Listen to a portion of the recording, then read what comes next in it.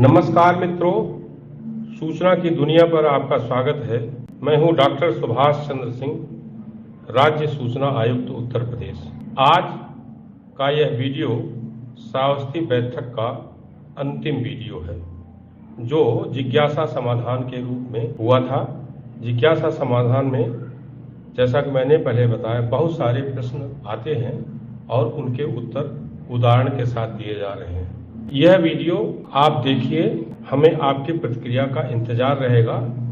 एक अनुरोध जरूर आप लोगों से है कि जब भी वीडियो हमारा देखें, चाहे यह वीडियो हो, चाहे आगे आने वाला वीडियो हो या पीछे के वीडियो अगर आप देखें, तो कृपया वीडियो को पूरा देखें, अधूरा न देखें, क्योंकि अधूरी जानकारी खतरनाक होती है।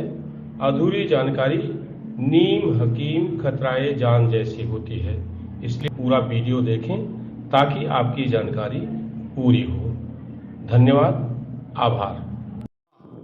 नमस्कार सर, मैं विनीत यादव, वरिष्ठ कोषाधिकारी। सर, हमारे यहाँ जो आरटीआई के सर एप्लीकेशंस आती हैं, उसमें सामान्यतः पेंशन से रिलेटेड ज़्यादा आती हैं। हाँ सर, उसमें भी होता यह है कि जो एप्लीकेंट होता है वो विभाग से क्षुब्ध होता है। विभाग से यदि उसे किसी तरह का सहयोग नहीं मिल रहा, वो एप्लीकेशन सर हम लोग यहाँ डाल देते हैं लोग, और वो होती हैं विभागीय समस्याएं, जिसकी वजह से वो हमसे कहते हैं। अब सर हम लोग उनको अंतरित भी करते हैं धाराओं के तहत, जो निर्धारित धारा है, लेकिन विभाग से क्योंकि उनको सूचनाएं मिल नहीं रही होती हैं, तो वो सामान्यतः हमारे ही ऊपर या हमसे ही ज़्यादा कंप्लेन करके सारी चीज़ें लेने की कोशिश करते हैं। नहीं तो आप अंतरित करके खत्म कर दीजिए, उनसे कहिए कि ये सूचना हमारे यहाँ धारित नहीं है, आप संबंधित विभाग से लीजिए जहाँ अंतरण किया जा रहा है। सर, वो चेंज करने के बाद भी उसका स्वरूप चेंज करके करते रहते हैं रेगुलर। 29 दिन उनको जवाब देते रहिए सर बस, इसका एक ही समाधान है, बाकी कोई समाधान नहीं। सर, इसी से लिंक्ड एक दूसरा प्रश्न ये है कि सर हम लोगों से नियमावली, नियम, जो इस तरह की बल्क वाली इंफॉर्मेशन होती हैं सर, उनकी सूचनाएं भी मांगी जाती हैं। तो सर, जैसे आपने बताया कि एक सूचना मांगी, उसमें पैसे मांगे गए कि आप निर्धारित शुल्क जमा कर दीजिए, हम दे देंगे। तो यदि सर इस तरह की कोई चीज हो रही है जिसमें वो निर्धारित शुल्क नहीं दे रहे हैं, तो और वो निर्धारित शुल्क नहीं दे रहे हैं, 30 दिन के भीतर अगर आपने मांगा है सर, तो सूचना देने से मना कर दिए, इसको पहले मैंने बताया है। नहीं सर, उसमें क्या हम ये कर सकते हैं कि जैसे जो सूचनाएं ऑनलाइन आज की डेट में अवेलेबल हैं, उनका कोई लिंक शेयर करके उनको दे दें, तो वो मांग शेयर कर दें जी। लेकिन अब शिकायत ये रहती है कि हमने आपसे ऑनलाइन मांगा नहीं, हमने तो प्रमाणित सूचना मांगी ना जी। आप अगर लिंक दे सकते हैं तो लिंक से शुल्क मांग लीजिए, अमूमन इतने पेज की सूचना है जी। लिंक से आप ही निकाल कर उनको जो है प्रमाणित करके दे दीजिए।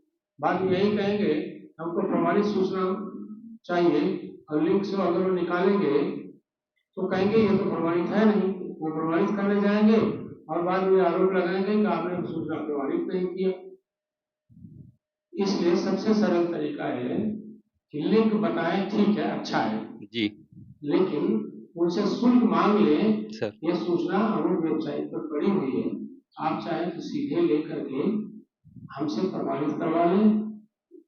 अगर इस पर सहमत नहीं है, हम लिंक से निकाल करके आपको प्रमाणित करके दे देंगे। 30 दिन उनको पत्र लिख दीजिए, लेकिन केवल लिंक पर सूचना लेकर के आप बैठे न रहिए, क्योंकि यही लेकर फिर आयोग को चले जाते हैं जी। कहते हैं साहब हमने प्रमाणित सूचना मांगी थी हार्ड कॉपी और उन्होंने मुझे लिंक बता दिया, और लिंक इनका खुल नहीं रहा है, कभी कभी खुलता है, कभी कभी नहीं खुलता है। जी जी। तो ये तो आरोप है, तो बहुत सारे आरोप लगते हैं, उस सबसे छुटकारा पाने का एक तरीका है आप उनसे शुल्क मांग लीजिए। अगर लंबी चौड़ी सूचना है, पत्रावली पर आधारित है, ऑनलाइन पड़ी हुई है, उसको खुद निकालिए और शुल्क लेकर के प्रति रुपये 2 पेज के हिसाब से शुल्क लेकर के 30 दिन मांग लीजिए और शुल्क लेकर के उनको दे दीजिए। मैं फिर कह रहा हूँ, अगर वो कोई गंभीर किस्म का आरटीआई लगाने वाला है, वो शुल्क जमा करके सूचना प्राप्त करेगा, अन्यथा वो शुल्क नहीं जमा करेगा। और शुल्क न जमा करे तो आप 30 दिन के भीतर जब शुल्क न आए या आपके पत्र लिखने के एक डेट आप देंगे कि इतने दिन के भीतर आप शुल्क जमा कर दीजिए, महीने भर अंदर खाता संख्या उनको बता दीजिए, केस संख्या बता दीजिए और उसको पूरा हिसाब बता दीजिए कि भाई 1 महीने के अंदर आप शुल्क जमा करें, हम आपको सूचना दे देंगे। अगर 1 महीने के बाद शुल्क नहीं जमा करना है आप दाखिल तख्त कर दीजिए, उसको एक क्रियापद लिखते हुए आपको शुल्क जमा करने के लिए कहा था, आपने शुल्क नहीं जमा किया, लिहाजा आपको सूचना नहीं दी जा रही है। इसी के साथ ये पत्रावली दाखिल की जा रही है। व्यवसाय ठीक सर, धन्यवाद sir. Sir head constable Sunil Kumar, police कार्यालय जनपद श्रावस्ती से। हाँ बताइए, आपके सर, पास मेरा- RTI का काम है क्या? जी सर, हाँ बताइए। मेरा प्रश्न सर ये है, कई आवेदक जैसे किसी की क्राइम हिस्ट्री मांगते हैं। हाँ, सपोज करिए वो जनपद के कोई पार्टी के सदस्य हैं, सांसद हैं, विधायक हैं, उनका एंटी पार्टी कोई मांग रहा है, तो इस संबंध में क्या आदेश है सर? ये थर्ड पार्टी सूचना है। लेकिन सर उसमें नियमावली में है कि हम ऐसी किसी सूचना देने से इनकार नहीं कर सकते जो सांसद और विधानसभा में प्रस्तुत की जाती है, तो वो उसका हवाला देते हैं। बहुत अच्छा किया, ये जी। बात मैं कह नहीं पाया था, उसका RTI है। कोई भी सूचना जो संसद और विधानसभा को दे सकते हैं, वो सूचना किसी को भी दे सकते हैं। क्या रक्षा मंत्री संसद में ये बताएंगे कि पाकिस्तान के बारे में, POK के बारे में कोई रणनीति बन रही है? क्या संसद को बताएंगे? नहीं बताएंगे ना? जी बताएंगे?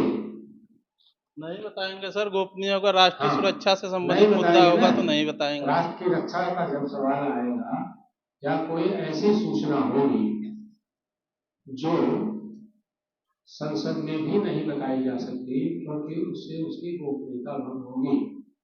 जैसे राफेल का मामला भी आया था, तो सीलबंद लिफाफे में या इस तरह का कोई मामला सुप्रीम कोर्ट में आता है, राफेल या कोई और, तो कभी कभी सुप्रीम कोर्ट को सीलबंद लिफाफे में सूचना दी जाती है केंद्र सरकार द्वारा, ताकि उसकी गोपनीयता भंग न हो। संसद को भी नहीं दी जाती, सुप्रीम कोर्ट कहता है कि उसको दी जाती है, या सरकार यह करके मना भी कर देती है, यह अति गोपनीय है, इससे राष्ट्र की रक्षा प्रभावित होगी। तो जो चीज संसद में नहीं दी जा सकती वो किसी को नहीं दी जा सकती। ऐसे ही आपकी सूचना उसी पर मैं आ रहा हूँ, समझाने के लिए इतना लंबा मैंने खींचा। जो सूचना अगर विधानसभा में यह कोई सवाल उठाया जा सकता है कि प्रदेश के सारे अपराधियों के रिकॉर्ड प्रस्तुत किए जाए, तो SCRB NCRB आपको रिपोर्ट ले जाकर पेश कर देंगे। लेकिन संसद या विधानसभा में अब सबकी क्राइम हिस्ट्री तो मांगी ही नहीं जा सकती है, नहीं मांगना चाहिए। नहीं, जैसे सर विपक्ष उठाता है कई बार, या जनसूचना। जी सर, मैं इसको थोड़ा और पहले से जोड़ता हूँ। जो सूचना पर व्यक्ति है और उसका कोई लोकहित नहीं है, वो सूचना नहीं दी जा सकती। किसी की क्राइम हिस्ट्री वह व्यक्ति मानता है जिसका उससे कोई संबंध नहीं है, तो वो सूचना उसको नहीं दे सकते। क्यों? क्योंकि उस सूचना का दुरुपयोग हो सकता है। तो सूचना का कानून ये दुरुपयोग का कानून नहीं, सूचना का कानून शुद्ध रूप से सूचना दिए जाने का कानून है। इसलिए किसी की क्राइम हिस्ट्री किसी दूसरे को नहीं दी जा सकती। उससे लोकहित पूछ लीजिए, इससे आपका क्या मतलब है, क्या लोकहित है। जैसे कभी कभी वकील इस तरह के पूछते हैं अपने केस में, उसके लिए आप उनसे भी लोकहित पूछिए कि भाई इसका उपयोग क्या है, वो लिखित में बताए ना। तो अगर बताते हैं तो आप लोकहित, अगर आपको लगता है लोकहित है, आप सूचना दीजिए। अन्यथा सामान्य स्थितियों में किसी की क्राइम हिस्ट्री किसी को नहीं दी जा सकती है, सामान्य। और स्पष्टता न हो। कई बार सर समस्या आती है, जैसे कोई आवेदक है, उसके विरुद्ध पता लगा गैंगस्टर लग गया, अब वो किसी वकील के माध्यम से सूचना मांगता है कि कृपया बताएं हमारे विरुद्ध कहाँ कहाँ पूरे जनपद में अपराध पंजीकृत हैं। नंबर 1 ये हो गया। नंबर 2 पता लगा उसका कोई विपक्षी मांग लिया, पटीदार है बगल का, कि मांग लिया कि इनके विरुद्ध। खुद अगर मांगता है जी सर, तो आप दे दीजिए, ठीक सर। दूसरा मांगता है तो नहीं दीजिए, और दीजिए तो लोकहित पूछिए। जी सर, अब इससे ज्यादा स्पष्टता नहीं हो सकती। अब इससे ज्यादा स्पष्टता का मतलब स्पष्टता लेने का मतलब आपने पत्रावली दिखाई, ठीक है सर। क्योंकि ये केस टू केस फैसला होगा इसमें। जी सर। लेकिन सैद्धांतिक जवाब ये है कि किसी की क्राइम हिस्ट्री किसी अन्य उस व्यक्ति को नहीं दी जा सकती जिसका उस केस से कोई संबंध नहीं है। वह व्यक्ति मांगे तो दे सकते हैं, उसका वकील मांगे जी। जो लड़ रहा है केस, उसको भी दे। तीसरा व्यक्ति नहीं जिसका उस केस से कोई संबंध नहीं, उसको नहीं दे सकते। वो कोई भी हो, उसका सगा भाई हो, जी। नहीं देना है। जी। उसका वकील मांगे तो आप दे सकते हैं, लेकिन यह पता तो चले कि उसका वकील है। जी। फिर आप वकील से पूछ लीजिए क्या उनके लिए वकालत करते हैं, आपको बताएगा ना। जी। शपथ पत्र बनवा लीजिए, जी। देगा। और ज्यादा चिड़चिड़ा होगा, 4 RTI आपके खिलाफ और लगा देगा। लगाने दीजिए, लगाने दीजिए ना। ये RTI मैंने कहा ना कि कुछ लोगों के लिए ये आनंद आने लगता है तो ये नशा हो जाता है। RTI लगा रहे हैं, लगाने दीजिए, आप जवाब देते रहिए 30 दिन के भीतर। लेकिन अगर कोई ये यहाँ जानना चाहता है कि RTI लगाने पर, ढेर सारी RTI लगाने पर क्या कोई प्रतिबंध है? कोई प्रतिबंध नहीं। अब फिर मैं इसका एक और उत्तर देता हूँ, प्रतिबंध नहीं है।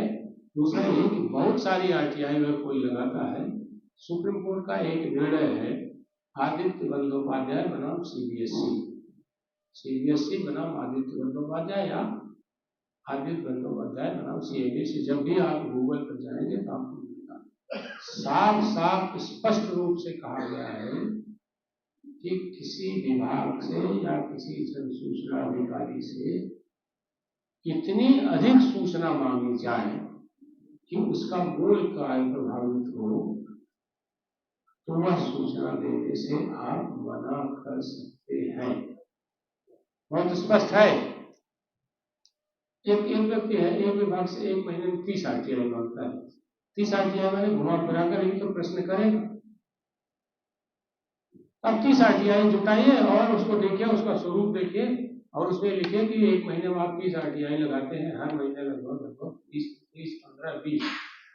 ये सूचना विस्तृत है और इस सूचना को आपको देने में हमारा मूल कार्य प्रभावित हो रहा है, इसलिए आपको यह सूचना नहीं दी जा सकती है। डॉक्टर साहब, आप आराम से बैठिए सूचना देकर के। एक प्रश्न और है सर जी।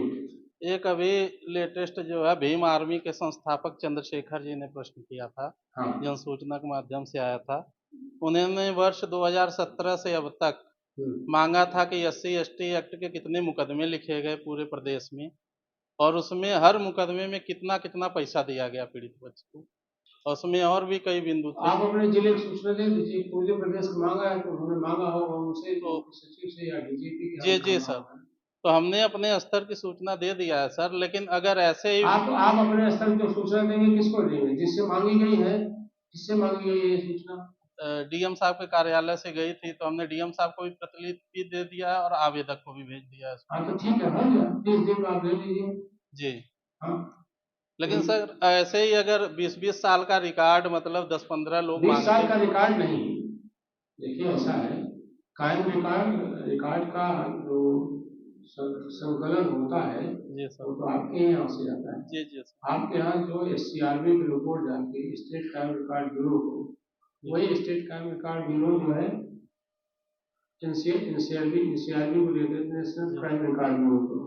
तो जो सूचना का मूल स्रोत है वो आपका जिला है।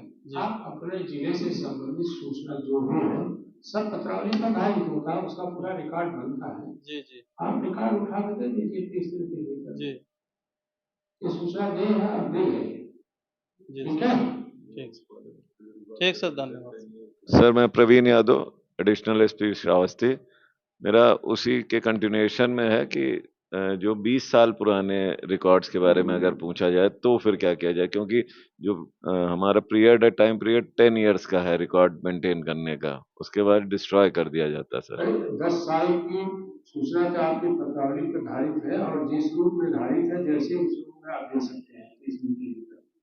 10 साल के बाद की कोई सूचना मांगता है, आप नियमावली के शासन प्रशासन का जो निर्देश हो कि 10 साल बाद सूचनाएं डिस्ट्रॉय कर दी जाती है, तो 10 साल बाद की सूचनाएं जो है आप 10 साल पहले की सूचनाएं आप यह कहकर मना कर सकते हैं कि ये सूचना कानूनी वैध नहीं है, क्योंकि ये सूचना अनुसार विनष्ट की जा चुकी है।